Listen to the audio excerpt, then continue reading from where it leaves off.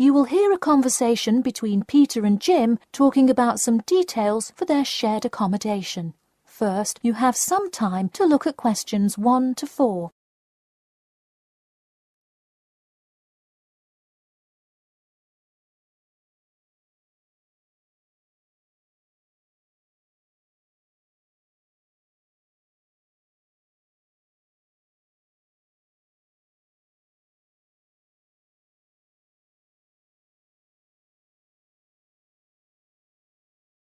Now we shall begin. You should answer the questions as you listen, because you will not hear the recording a second time.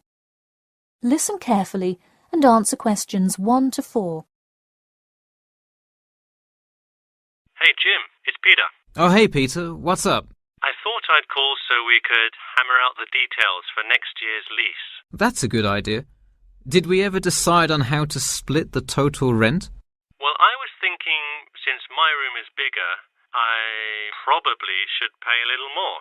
So I could pay £110 and you could pay £80. Does that sound okay?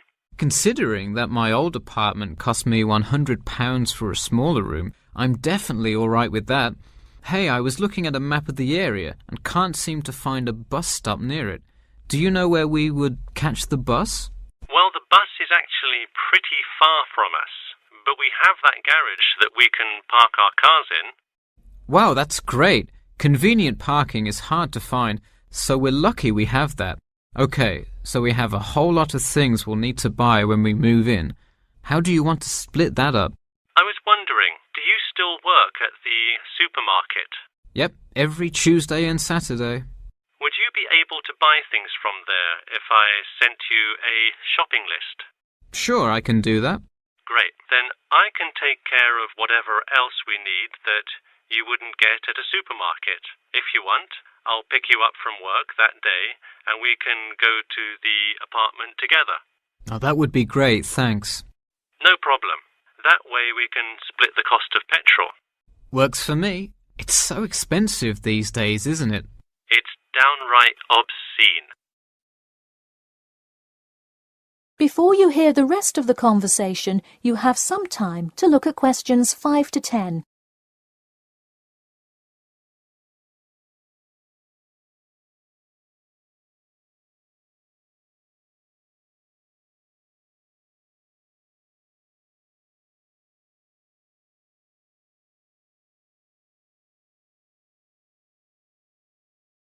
Now listen and answer questions 5 to 10.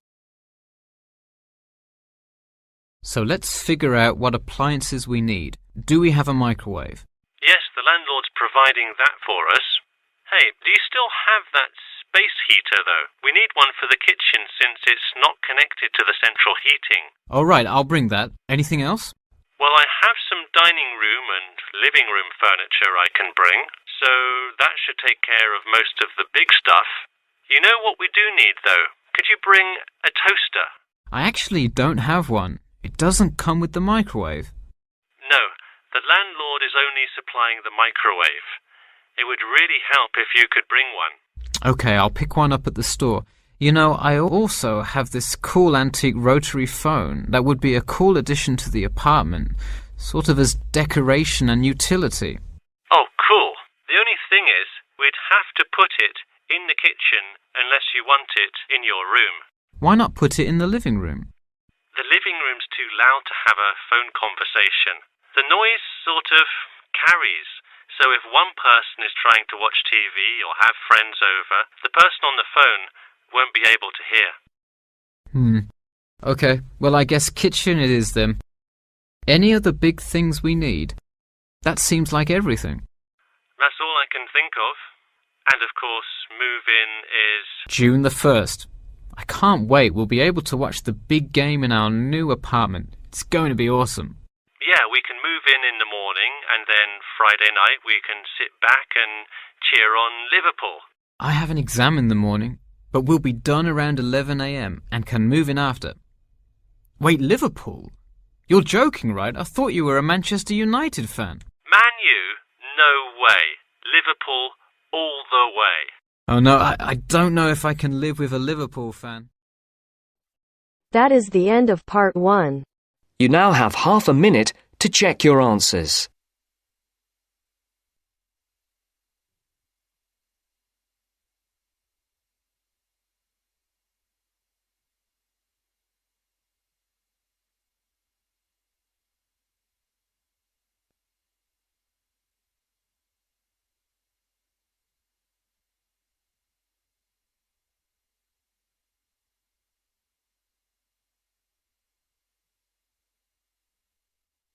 Now turns to Part 2.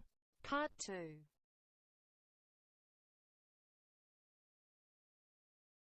You'll hear an HR representative of Earn and Learn giving some information about her company. First, you have some time to look at questions 11 to 16.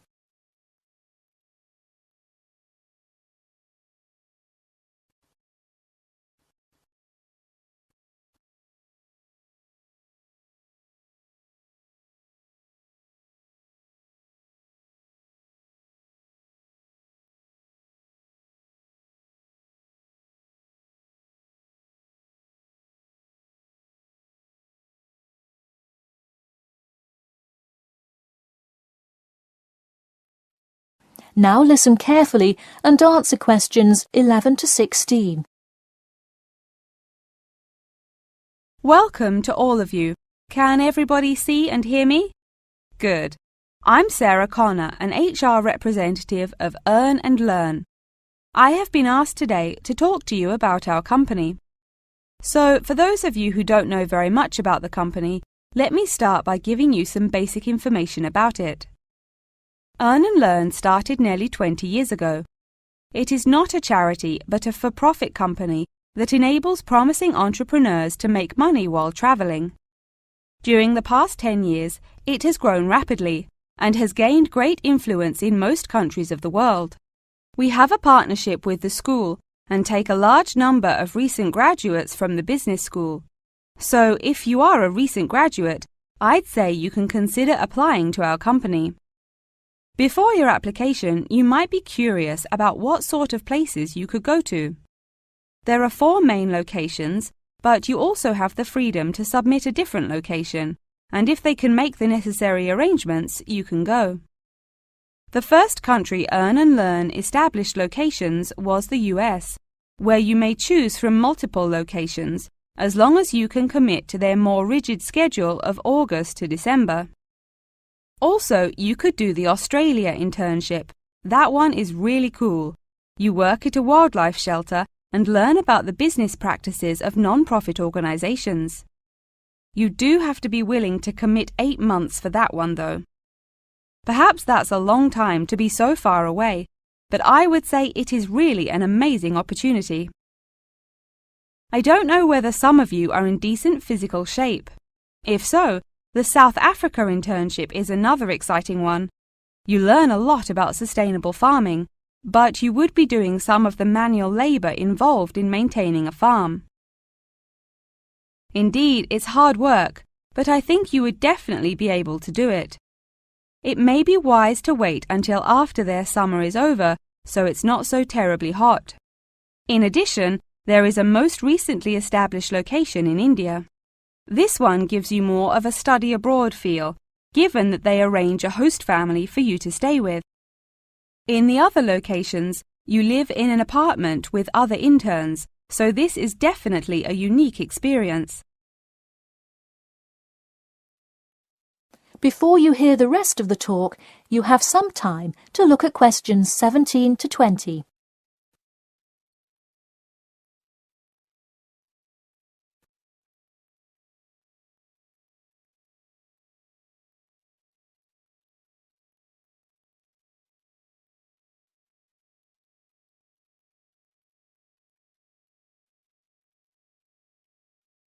Now listen and answer questions 17 to 20. Regardless of where you go, at the end of the program you get a global traveling certificate, as long as you can explain your experience. You can provide a written log of what you did.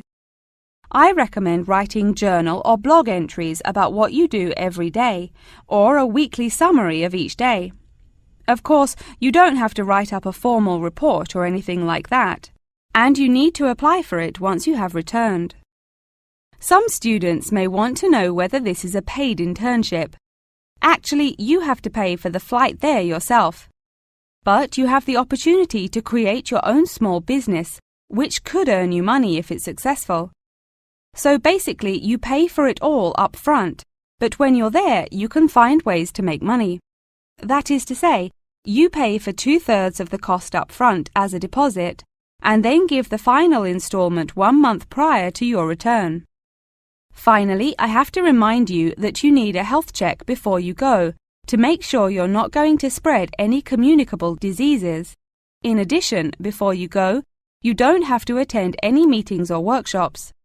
You'll meet everyone you'll be working with once you get there. Okay. Well, that's all I've time for today. Thanks for listening, and I'm happy to take any questions if you have them. That is the end of part 2. You now have half a minute to check your answers.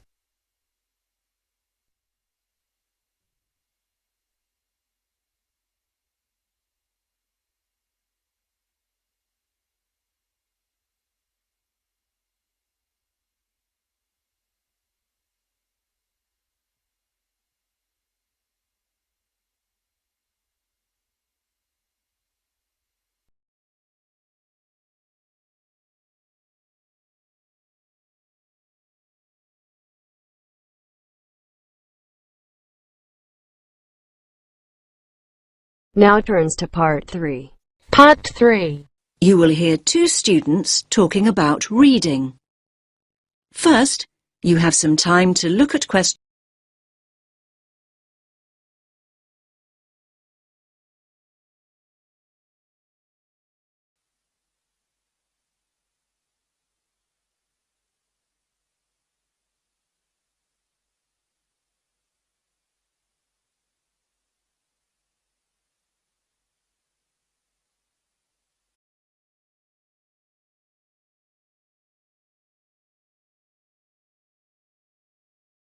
Listen carefully to the first part of the conversation and answer questions.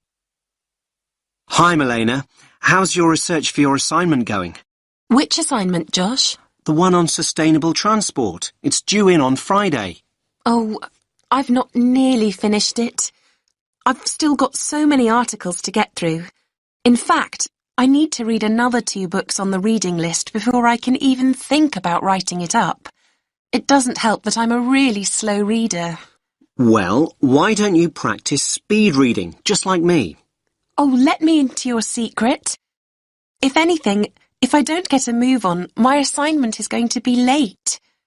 What exactly is speed reading, anyway? Well, speed reading basically means reading faster and more efficiently. It can make such a difference. I've noticed the benefits already, and I've only been doing it a few weeks. Sounds good. What benefits are we talking exactly? Well, the majority of people read at an average rate of 250 words a minute. So that means that an average page in a book or document would take you around 1 or 2 minutes to read.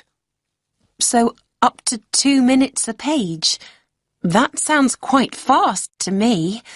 I reckon I spend at least 5 minutes on each one. But just think about it. Imagine if you could double that rate to 500 words a minute. You could zip through all the articles and books in half the time. Another thing is that it can help you understand the basic structure of an idea or an argument much better. Now you have some time to look at questions.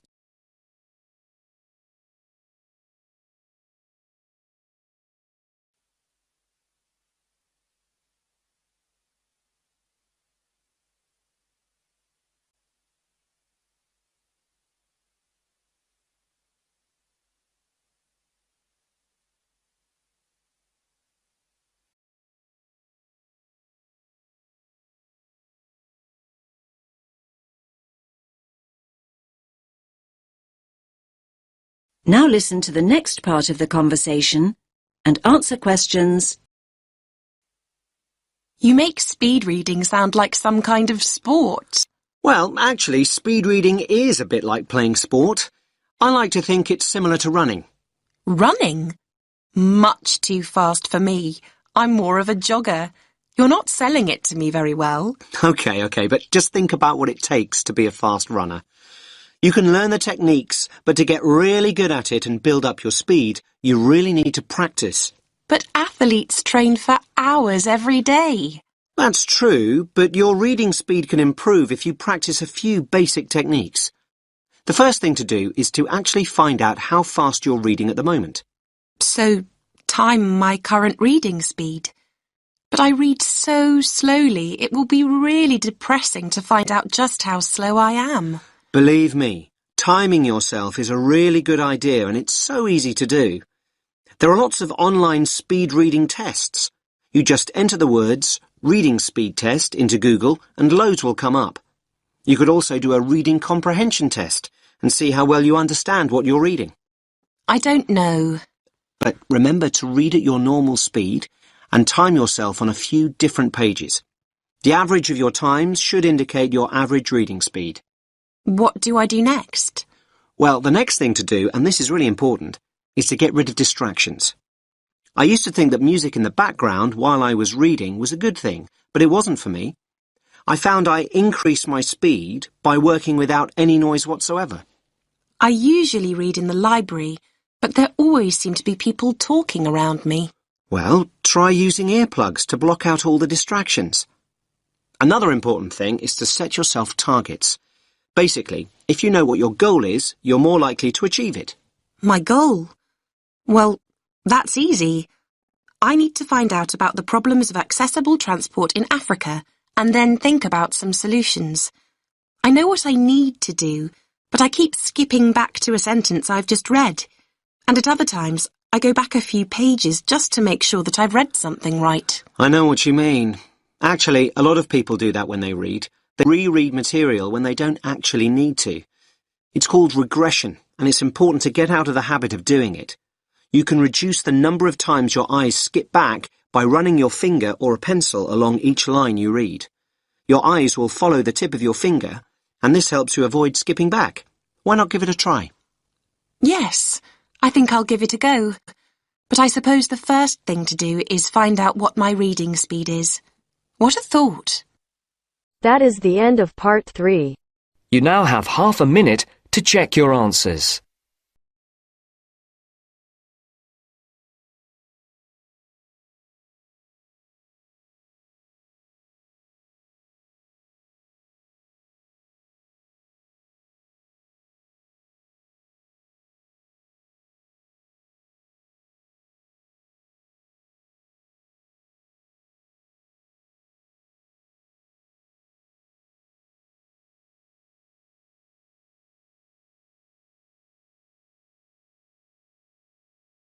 Now turns to part 4. Part 4. You will hear a man talking about tourism and the environment. First, you have some time to look at questions 31 to 40.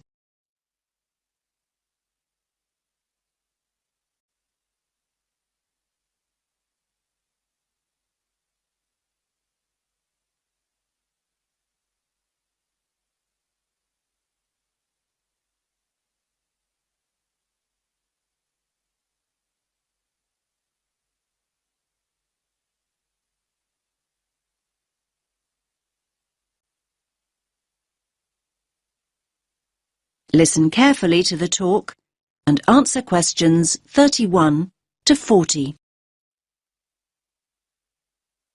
Good morning, everyone. Let's make a start. Now, over the last few weeks, we've looked at some key areas in the travel and tourism module. We've already charted the origins and development of tourism, and we've also looked at the negative effects of tourism on both local communities and the environment. So, in this lecture, we're going to focus on ways in which tourists can actually benefit local people and natural areas if they travel responsibly. And this kind of travel is known as ecotourism. Now, there's no one definition of ecotourism. In fact, it can be interpreted in a number of different ways. This means it represents different things to different people. And sometimes people misunderstand ecotourism altogether. They think of it as just spending time in nature or natural areas. However, the truth is far more complex. In essence, it aims to minimize the negative impacts of tourism that we looked at earlier on in the course. Problems such as litter and water pollution, crime and so on, and, at the same time, to encourage travellers to have a positive impact on the places they visit. Now, there are many other words to describe a similar idea to ecotourism. In fact, the terms alternative tourism, sustainable tourism, or responsible tourism are often used to mean the same thing. But in fact, although the main ideas behind them are similar, there are small differences. And let's briefly look at these now. Alternative tourism is any kind of tourism that is not mass tourism. And by mass tourism, we mean hundreds, if not thousands, of people going on, for example, their 2 weeks a year beach holidays or traditional sightseeing tours. Alternative tourism includes travel such as backpacking and adventure holidays. And the term alternative also includes ecotourism, which is what we are mainly focusing on today. Now, what about sustainable tourism? Sustainable tourism has the same ideals as ecotourism, but it isn't limited to natural areas. So, you can have a sustainable tourist experience in a city or a town. And then we have responsible tourism. What does that mean exactly? Now, basically, this involves acting responsibly and respectfully as a guest when we travel overseas. And what do we mean by respectful? Well, being respectful might involve asking permission to take photographs, or go into someone's home observing some of the customs of the local community, such as dress, or making an effort to learn the language.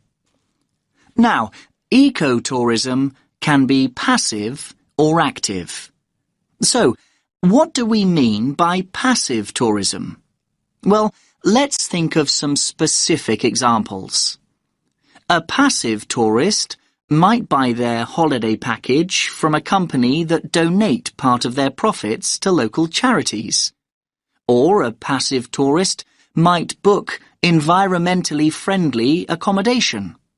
This means choosing to stay in a hotel which may use solar power as a source of energy, or changes sheets and towels for their guests less frequently. Now, active ecotourism's a way for people to enjoy everything that nature has to offer, and at the same time enable them to leave a positive mark on the environment. Now, this kind of ecotourist is sometimes referred to as a voluntourist. That's a combination of volunteer and tourist. You get the idea.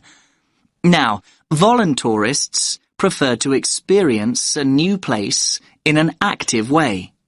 And this doesn't mean sitting in a tourist bus or listening to a pre-recorded guide.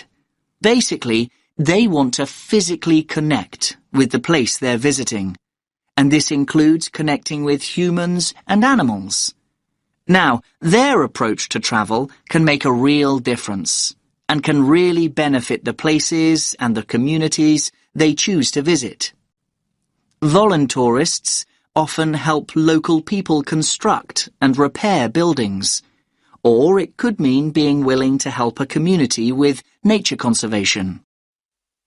So let's think of some specific examples of this kind of work in action. Now, voluntourists have helped local communities to plant hundreds of trees and installed identifying signs in the rainforests of Costa Rica. They've also helped with sustainable food production in Cuba, and in Jamaica, they've been involved in the cleaning up of local rivers. And in Thailand, they've worked on building ecologically sustainable reforested habitats. Now, some of the work that voluntourists do also involves looking after endangered animals, like the Giant Panda Project in Japan, or the Animal Sanctuary Project in Ecuador. Now, this work doesn't just involve interacting with wildlife, but involves educating local people about the need to protect wildlife. Now, before we explore wildlife tourism in more detail, does anyone have any questions? That is the end of part 4. You now have half a minute to check your answers.